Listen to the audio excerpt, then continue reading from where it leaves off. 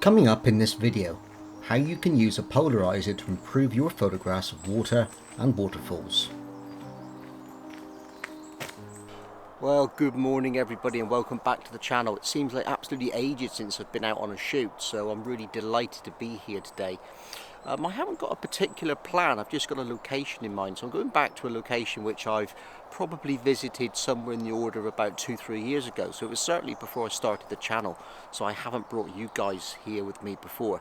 So what am I anticipating today? Well, I'm hoping I'm going to get a little bit of woodland photography in. I'm certainly going to find some waterfalls, although we've not had a huge amount of rain lately, so I don't know how high the river is going to be, but it'll be interesting to see what we can find anyway. So Ruby and I are going to crack on with our trek along this rather sort of, not exactly boring, but an interesting part of the walk in. And if we see anything on the way, then sure, I'm going to take some pictures of it and shoot it.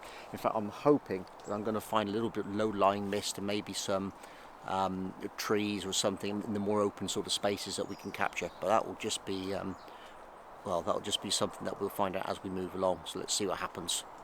Some of my videos, I've done them about scouting trips and talked about how it's worthwhile going out visiting new and old locations and just having a look around. Well, not with the intention of taking photographs, but with the intention of finding new spots. Of course, the reality is that every single trip that we go on really is a scouting trip. And this is a good example of it. For example, the scene behind me doesn't look nothing now, but I've come along here and I've obviously realised that there is a lot of potential there. And what I'm thinking about is that if we had some mist in the background, there's a tree down there, and I've taken a quick picture on my phone and put it in my notes, so I'll put it up on the screen. But there is a tree there that would look really quite good with a misty background, square format, maybe a little bit of warm morning light coming through some of that mist. Of course, it relies on us getting the conditions that we want, but so much landscape photography does. So it's worth having these little ideas in your mind, tucked away somewhere, so that when you see some weather conditions coming up and you're looking at home, sort of like almost pre-scouting what conditions you're going to get before you go out and where you can possibly go, it's good to take these notes. So like I say, I'm not going to spend any more time here because this isn't really the objective of today, but we're going to keep looking for opportunities like that and move on along this track a bit further and see what else we can find.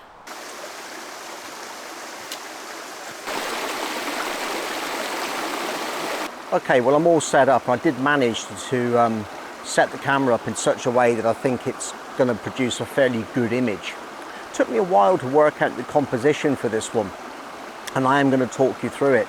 But it's good having the opportunity on the back of the camera to actually be able to set different formats. And that's sort of like a takeaway tip for you guys from this image, really. If you have the ability in your camera to change the aspect ratios, so it can be 3:2, 4:3, 1:1, or whatever your camera may offer you, it's worth trying those different things when you look at the composition, because although you try and visualize it with the intention of cropping it when you get home, it really does help to be able to see it out in the field. I've eventually gone for a square crop.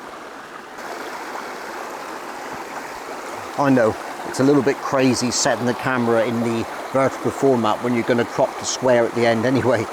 It's just the way it worked out, because originally I thought this was going to be a vertical format picture using this line of the waterfall to lead you through and up into the scene. But when I actually started to look at it, it became a little bit messy and a little bit difficult to look at. It didn't really give me exactly what I wanted. So I've actually decided to do this image, sorry, I'll get that back on the screen for you. So I've actually decided to do this image as a square in the end and just use this down here. And being able to, like I say, to put that format up so you black out those areas of the screen has worked really, really quite well. I did think about using a polarizing filter to reduce some of these reflections, but I think I'm just going to deal with them in post-processing because, yeah, they're not too bad, and they do make a part of the image up. But we'll see, I may take one later on, taking that out, because I've just come up with another idea for a photograph as well. I've taken the photographs already. They were taken at about, well, I'll put the details on the screen for the final image, but they were taken brackets from around 2.5 seconds down to somewhere in the order of about 1 second and at f11. I've also taken the final image focus stacking by focusing on this point down here, and one in center, and one where the focusing mark is right now, just to make sure all of that's in focus. I'm really hoping that I don't have to use those though, because it's not so easy to stitch things together when you've got moving water. But we'll see how that comes out later on. So I've got one more composition I'm going to have a look at taking here, which I've just seen as I've been talking to you guys, and then we're going to move on. But for now, let's put this image up on the screen so you can have a good look at it. When you're out in the field, you can pre-visualize all you want, and I think it's a very important part of image making process. Start with the end in mind. The first creation of a photograph starts with your imagination of the final image. Sometimes I don't start with a final photograph in mind, but a message, a story, something I want to share or keep forever. This is the way it was with this photograph.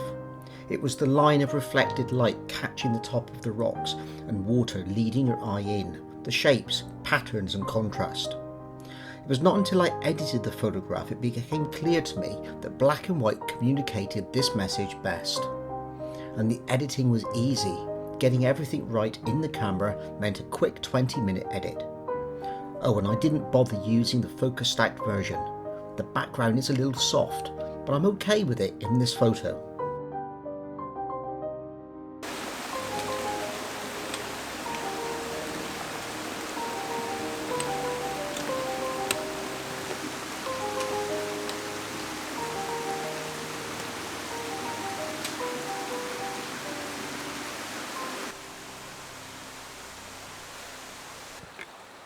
So yes, despite being here before about 3 or 4 years ago, I don't think I've actually taken the right turning, this time.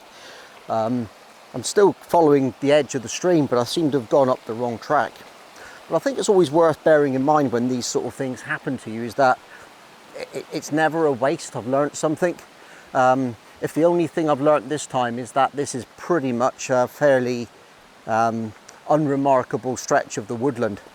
That's probably not very fair, because under different lighting conditions, maybe a different time of the year, it would be completely different. The problem is today is that, as I said earlier, the conditions that I expected today, that were supposed to be a cloudy, overcast day, just haven't materialized. So I've got quite a lot of strong contrasty lighting, which just isn't what I wanted. Anyway, I'm going to still continue with the trip, because I'm going to go back to the location that I was actually trying to find. It's a place that locals call Flat Rock, and as with a lot of these hidden sort of gems, it doesn't really show on the map exactly where it is. All I knew is I had to follow the river or the stream, but I got to the point where it splits, and what felt to be the right way turned out to be the wrong split, I think. So I'm heading back down to where I need to go. It's not too far, it's just a bit of an inconvenience really, because I wanted to stop there and have some breakfast. But we'll be there in a minute and we'll catch up again.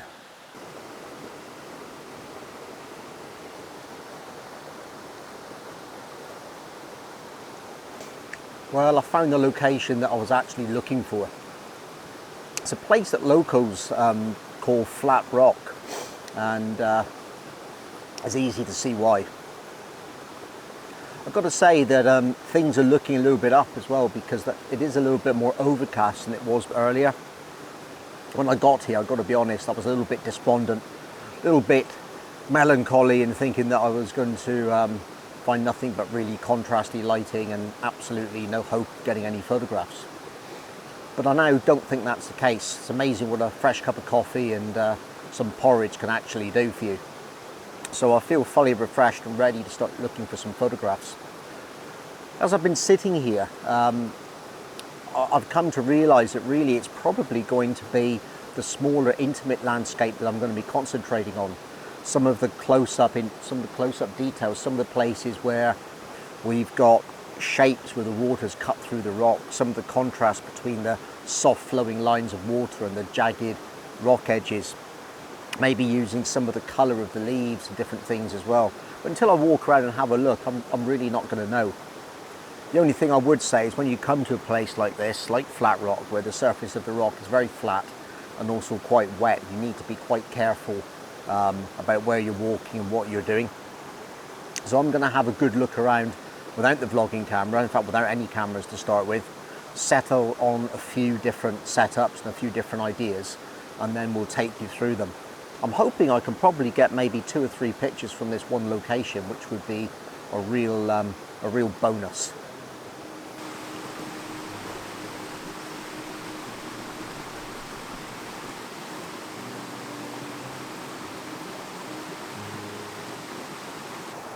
Well, it's taken a little bit of time, but I think I've finally found the picture that I was looking for. As I said, it's a little bit difficult to walk about here, and some of the locations that I wanted to get to, wanted to see, I can't really get to because, well, it's just not worth a broken camera, a smashed camera lens, or even worse, a broken leg or something. So I'm going to settle with what I've actually got. But what I have found is a nice little spot where I've got some water winding its way down through the rocks, heading downstream. There's a little bit of white water there to add some interest, and the rocks themselves add some nice sort of contrast and some framing around the outside of the image. So I've actually opted to use the polarizing filter on this image. You can probably see, I'll put this up on the screen for you now, that as I'm gradually adjusting the filter on the front of the lens, you can see the way that the water darkens and changes. Now, my view with polarizing filters is that what they're really there to do is to control, not to completely destroy all the reflections and kill off the atmosphere. So what I'm actually doing is I'm just trying to find that happy medium where I've got a little bit of reflection and we haven't completely killed it. So that's too much, and obviously that completely destroys it altogether. So what I want to do is really bring it back to just where we can see a little bit of reflection in the water and use that as our point. What I've also been struggling with at this location is the shutter speed. On moving water, you really want to pay attention to getting the right shutter speed, but the problem with it today is that because it's actually brighter than I expected, it's a little bit more contrasty, and I'm getting some nasty little highlights on the water as well. And that's the other thing that the polarizing filter does. It helps to kill off some of those highlights which cause exposure problems. Now, the best aperture I can use for this lens always works out to be around f11, but to be honest, f11 is giving me a much higher shutter speed than I want. I'm already down to ISO 100. So putting the polarizer on the front helps a little bit because it allows me to have a slightly slower shutter speed than I would otherwise. And I think we're just about getting away with it by upping the aperture to about f16 and shooting at that as well. So I'm going to take this picture and then be able to show you the finished result in a moment. So despite using the polarizing filter to try and cut the reflections and slow the shutter speed down a little bit, it still didn't give me exactly what I wanted. So I've actually resorted to putting on a neutral density filter.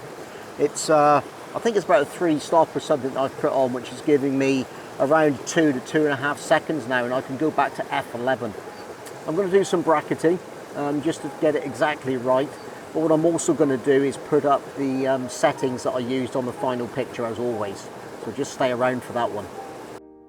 Similar to the last photograph, there was no need with this one to edit it beyond a conversion to black and white. All I had to do was adjust the black and white points, exposure, and cloning out a few annoying hotspots. Again, I prefer the black and white version. This is classic Brian Northmore photography. Contrasting textures and relationships in the landscape, flowing water and hard-edged rock. It's good to have a fluid style, allowing you to mould your photography to the landscape, the conditions and the influence it has on you. That way your style or styles work in harmony with the landscape, not fighting against it.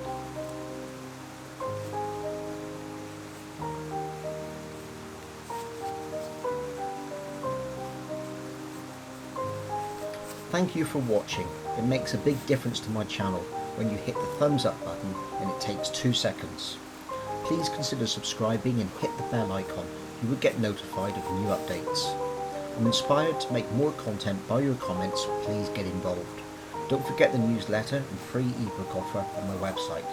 Until next time, get out, get creative and enjoy your photography.